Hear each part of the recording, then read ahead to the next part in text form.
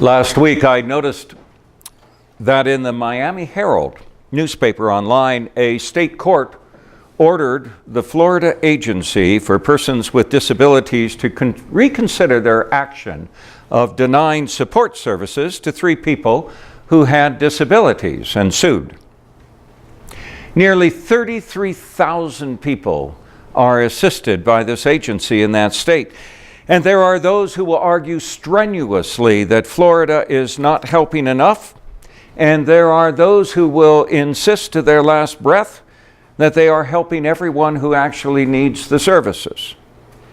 In the meantime, over 20,000 other people are waiting to have their cases heard to see if they also can qualify for assistance. When it comes to comparing Florida with Montana, we actually spend about 2.5 times more money per our state income level on helping those who have disabilities, as does the Sunshine State. But before we pat ourselves on the back, it's probably good that we know that every state that borders us spends even more than we do. Now, I'm not picking on Florida. As the saying goes, some of my best friends are from Florida. A couple of them sit in the pews of this church and will do so over the next months. The Wilsons are off in Seattle dropping their kid to school, and there are others as well who come from Florida. But the reason I wanted to talk about Florida for a second is to compare something else that happened recently in that state with the ways of the world that have taken up residency there, as they do here. After all, you and I only need to open up the pages of the Daily Interlake or the Missoulian to see situations close to home that are embroiled in dispute and contention.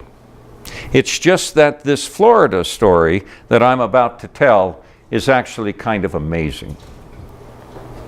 In the town, and some of you know of this from social media, in the town of Tallahassee, there is a mom who every day wondered if her boy, named Bo, was again eating lunch alone in his new middle school. He has autism. And because of that, in the crowded cafeteria, he often sat alone at the, expansive, wide, long tables. But around the time that the news broke in the Miami Herald about the struggles so many people have to get the status of their claimed disabilities addressed, an amazing thing happened to Bo that I happened to notice on the CBS News feed a week ago. It seems that a couple of weeks ago, football players from Florida State University came to visit Montford Middle School.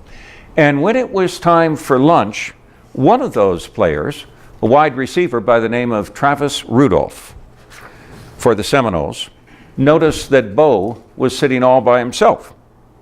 And so he sat down across from him to be his lunch companion for a day.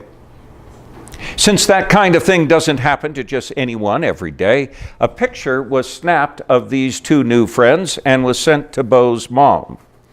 And to make a long story short, after describing the daily wonderment as to if anyone had befriended her boy at school, for that very rarely happened, she wrote the following on Facebook. A friend of mine sent this beautiful picture to me today, and when I saw it with the caption, "Travis Rudolph is eating lunch with your son," I replied, "Who is that?" He said, "FSU football player." Then I had tears streaming down my face. Travis Rudolph, a wide receiver at Florida State, and several other FSU players visited my son's school today. I'm not sure what exactly made this incredibly kind man share a lunch table with my son, but I'm happy to say that it will not soon be forgotten. This is one day I didn't have to worry if my sweet boy ate lunch alone, because he sat across from someone who is a hero in many eyes. Travis Rudolph, thank you so much. You made this mama exceptionally happy and have made us fans for life. Bo no longer eats alone. Bo is one of the most popular kids in school now. Here's what the New York Post wrote us a caption to their photograph of the moment last week. This was just before they played Ole Miss and beat them. They said, college football season is now just hours from kicking off in full swing, and one program which has gotten no shortage of hype this preseason is Florida State Seminoles. But no matter what the Seminoles do on the field this season, it will pale in comparison to what receiver Travis Rudolph did off of it on Tuesday. One man, admittedly a great star football player, made such an extraordinary difference in the life of a young boy.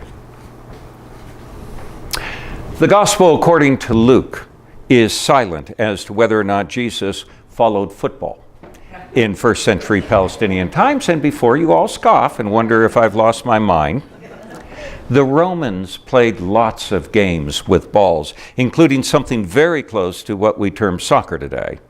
And it would not be at all unusual for them to have brought into the towns these particular games and played them in front of the villagers, in the villages that Jesus frequented.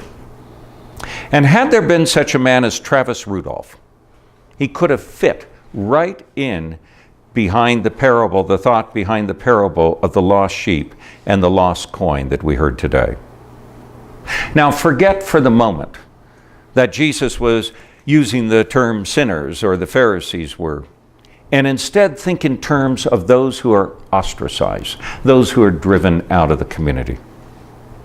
A kid with autism would have been thought to be that way because of sin at best and being possessed by the devil at worst. Remember, you had mental illness if in fact you sinned or your parents sinned or you had somehow been taken over by Satan. He would have been avoided. He would have been cast out of any social circle. And like the picture of the lunch I've described, and you can get it by just Googling Travis Rudolph and Bo, you will see a packed lunchroom of at least 99 kids all over there, congregated together having a good time, and one quite apart from the others. Well, Travis sought out that one kid as the others immediately did not need another friend. And today, there's much rejoicing, like after the woman discovers the lost coin. In a world in which there are really big issues, like dealing with 33,000 people with disabilities in a state and potentially 20,000 more, it seems foolhardy. And it absolutely seems just maybe goopy sentimentality to focus on one kid in a middle school and one big-hearted football player. But that's exactly what the gospel compels us to do today. We as Christians, we are never excused from being concerned with the huge challenges facing us all, arising from war and terrorism and natural disasters and genocide and outrageous treatment of those who are dispossessed and vulnerable. We hardly need to be reminded of that on this 15th anniversary of 9/11. Tragedy can be absolutely astronomical in nature. None of us will get over what we saw on the television that day. But this morning's reading says that the rubber also hits the road with our caring for the one that may be in front of us. Remember, Travis Rudolph and 4 other players were supposed to socialize with all the kids at lunch, but instead, this remarkable wide receiver focused on the one who needed him more. Every year, according to canon law, which are the rules that the Episcopal Church operates, it's my responsibility as the rector to see that a report goes to the diocese concerning everything that we do. It asks for the statistics of the number of services that we have, how many folks we have in various categories. You wouldn't believe how many different categories you all fit in.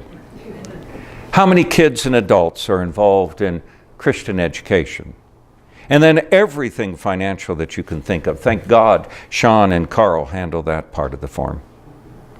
And then the results of that get tossed into the mix with all the other parishes in the diocese, and they are published. You can go on the diocesan website, click on our convention, and see how many people go to church at St. Luke's in Billings or Holy Spirit in Missoula. And then all of those results are added into the rest of the figures of the parishes in the remaining 108 dioceses across the church. And ultimately, when we add up all those numbers, supposedly we have this picture of the state of the Episcopal Church. But curiously, and I've been filling out these forms for 35 years, they never ask us if we've ever had lunch with a boy sitting across from us who has autism, who's otherwise alone in the school cafeteria. And the church is really missing out in not inquiring about that, because as I read that story from CBS about Bo and his new friend and the loveliness of this extraordinary, generous gesture that came so naturally to Travis, I couldn't help but think about you. All of you. And all you do for people day in and day out and day in and day out. And about what really excites me about this particular place, and therefore of one very good reason why I am glad that we are in business together. Sometimes it makes good sense to just be thankful and to leave it at that.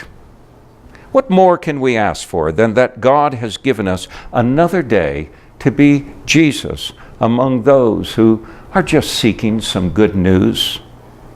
And sometimes all that takes is just a couple of slices of cafeteria pizza and a chair awaiting someone to just be a friend to another who needs only the simplest of the kind gifts of God. Amen.